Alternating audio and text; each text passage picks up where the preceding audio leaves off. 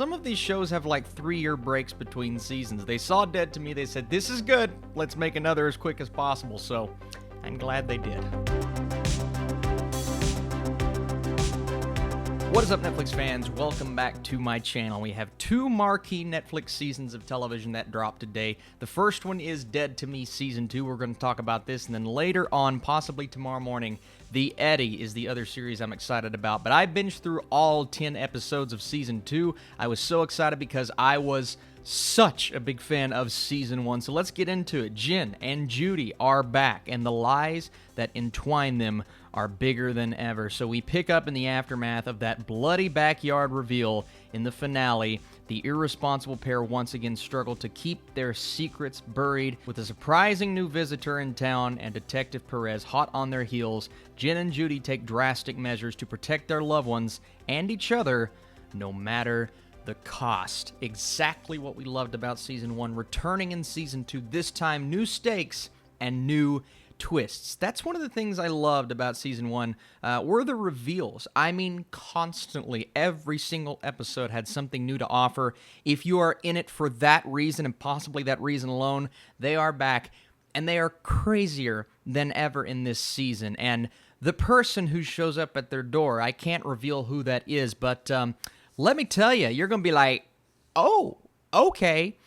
No one's going to anticipate it, but it was an interesting turn for the show. So I liked that, and it's something that gets thrown into a mix of different storylines happening. Obviously, you have Judy, who is dealing with the demons of her past, and the one that she used to love, albeit a bit abusive, she still has to swallow the fact that he is now gone. Then you have Jen, Christina Applegate. Her performance is spectacular, along with Linda Cardellini's, but Jen obviously has to keep her kids both in and out of the know simultaneously, handle the family life, then deal with the new problems that arise from keeping the secret, burying this secret, both figuratively and literally, and everything that goes down involved with the finale of Season 1. And obviously, we had to talk about that climactic scene in Season 1, so if you haven't seen that, you probably shouldn't be watching Season 2. I will say this, though. Season 1 had a bit more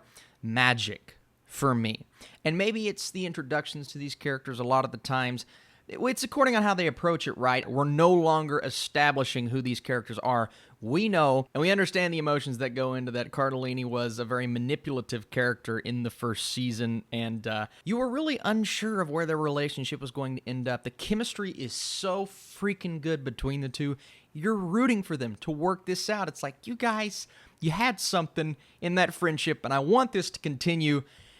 But then what happened? And you're like, I don't know how it can continue, but those relationships build in different and unexpected ways. But we also have new characters that come in this season, and they don't change up the dynamic between the two, but you start realizing that maybe there's a bit more to certain sides of the story, and one in particular that kind of changed the dynamics of the way that things flow between the two main characters. Natalie Morales, a lot of people would know her from Parks and Rec. That's where I kind of know her from, but she's a really good actress, and she adds some elements in here that mix things up. And that's what this show does well, right? It throws something at you at the finale of every single episode to where it is getting ready to cut to credits, and you're thinking, where is this going to go? And then obviously at the beginning of the next episode or in the midst, they kind of resolve that, or they showcase to you the crazy thing that you just saw.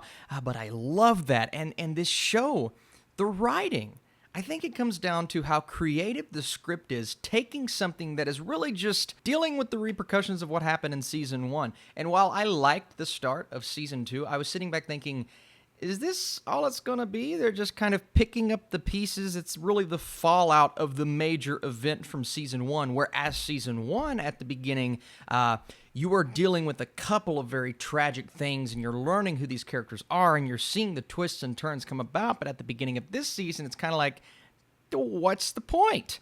But then you start to realize what the point actually is, and certain secrets are revealed to characters that maybe shouldn't be in the know. And certain things come about by characters, sometimes younger characters, so maybe they don't know, but they make mistakes, and you're just sitting back thinking, if you wouldn't have done that, then everybody else wouldn't be in this situation. And I love how every single time you think someone gets away with something, or that secret is finally buried, or this relationship is finally saved and everything's going to work out well, you get another turn in the story, and all of a sudden things aren't as peachy as they seem to be, and that is dead to me. But the highlight is, as it was in season 1, it is the performance from Christina Applegate and the performance from Linda Cardellini. Linda Cardellini, an actress that I've been enjoying for quite some time now, but the emotion that she displays in this season especially, I mean, she was phenomenal in season 1, maybe even better in season 2, and it's that chemistry. You're just rooting for them, and where we go at the end of season 2, oh my goodness. Oh my goodness. It does slow down a bit more than season 1, and maybe the story wasn't as quite entertaining for me, but I do see plenty of fans out there preferring season 2 over season 1. I can't put myself in that camp, but I see it, and I understand it. So for me, the dialogue and the characters, that's what's firing on all cylinders this time around, but I thoroughly enjoy this show. I cannot wait to see where we go from here, and like I said, I love the performances. I need your comments down below. I'm going a 78% with my score. Really good season of television. Which season do you like more? Season 1? Season 2? Huge shout out to all of my patrons who support me. Plenty of content over there. That's where I'm actually going to put my Clone Wars reviews, so anyone who's asking about that will be on my Patreon page. Thank you guys so much for watching. Love your comments. I appreciate all of the thumbs up that you guys give me. And let's go watch the Eddie.